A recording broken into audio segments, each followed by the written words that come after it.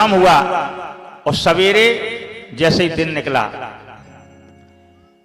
नित्य क्रिया करने के बाद श्री राम जी सरकार भैया लक्ष्मण के सहित विराजमान हैं।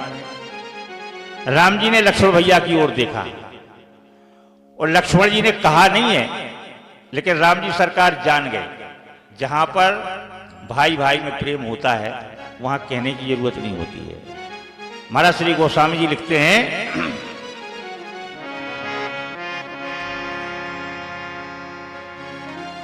राम जी सरकार जान गए कि लक्ष्मण के हृदय की बात को।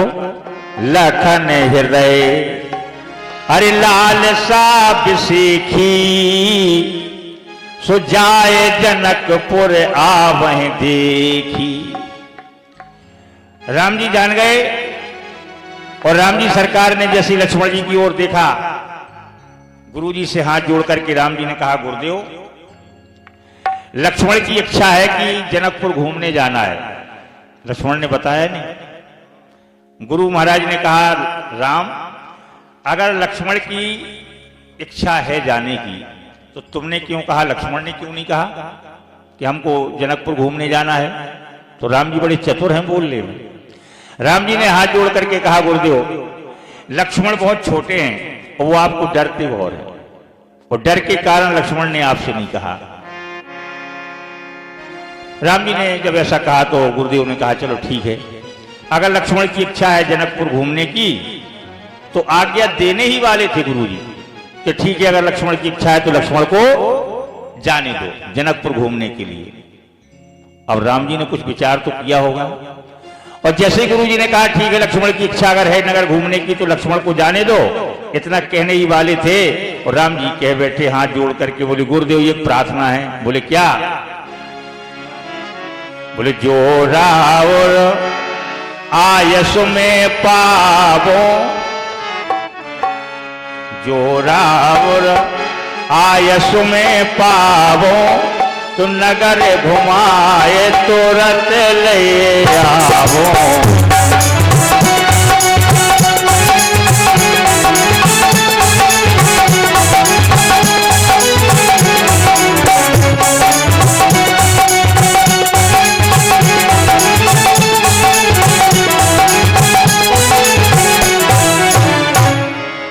राम जी ने कहा, गुरु जी अगर आपकी आज्ञा हो जाए तो उस आज्ञा के अनुसार मैं लक्ष्मण को नगर घुमा के अभी हाल लेके आ रहा हूं।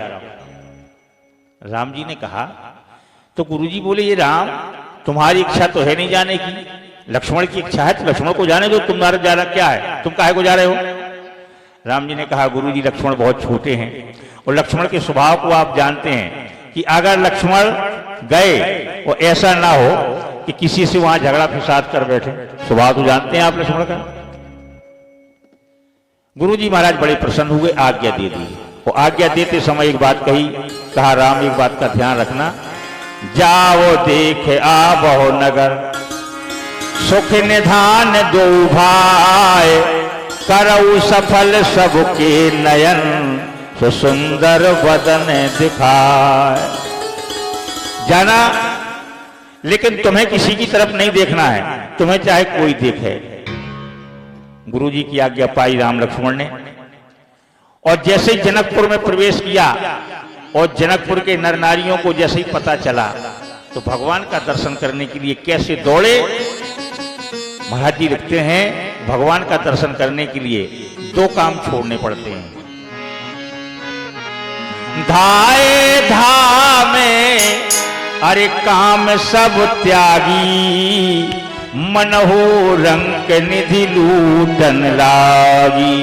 धाए धाम, सबसे पहले घर छोड़ा, अपना काम छोड़ा, तब भगवान के दर्शन कर पाए। और जो लोग यहां भी कहने लगते हैं ना, महाराज माइक बहुत अच्छा बोला, बात बिल्कुल सत्य है, पूरे गांव में आवाज जा रही है। कुछ लोग कहने लगते हैं महाराज घर पे बहुत अच्छा माइक सुनाई देता है। हाँ, तो वहीं से कथा सुनते रहते तो अच्छा रहता है।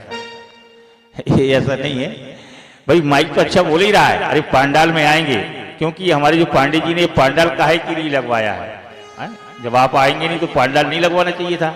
ये सब व्यवस्था आप लोगों के लिए है, आप आइए, सबका सम्मान है। तो भगवान का दर्शन करना है, कथा सुनना है अगर, तो दो काम छोड़ने पड़ेंगे, पहले घर और दूसरा काम। जब छोड़ देंगे घर और काम तो राम से जुड़ जाएंगे। तो जनकपुर वासियों ने यही किया, धाये धाम अरे काम सब त्यागी, सो मन हो रंग निधि लूटन लागी। जैसे ही भगवान का दर्शन करने के लिए जनकपुर के नर नारी तो ऐसे दौड़ पड़े जैसे किन्हीं गरीब लोगों को हीरा मोती सोना चांदी का खजाना मिल गया हो। मन हो रंग निधि लूटन लागी, जैसे सोने की लूट पड़ गई, दौड़े भगवान का दर्शन करने के लिए।